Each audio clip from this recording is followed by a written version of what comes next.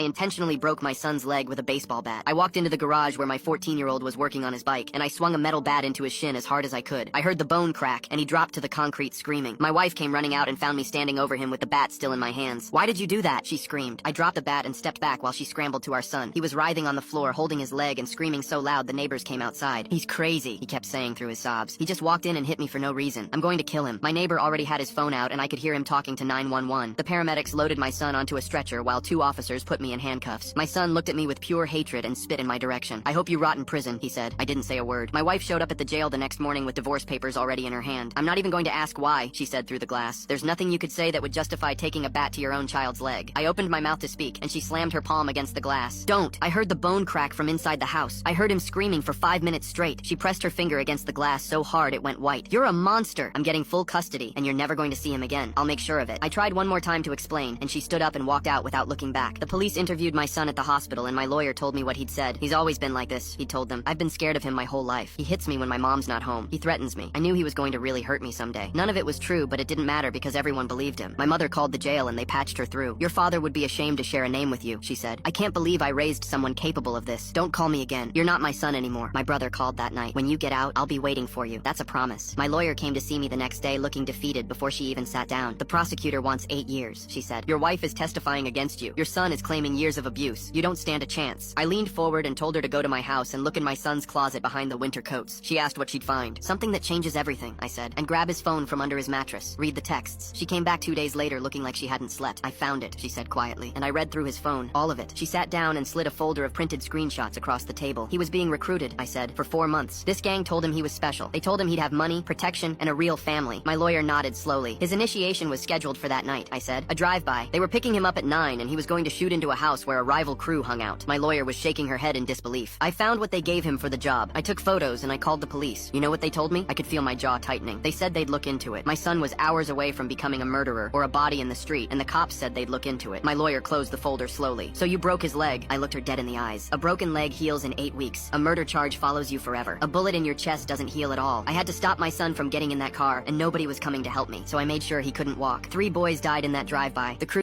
Click the link in my profile to watch the exciting follow-up.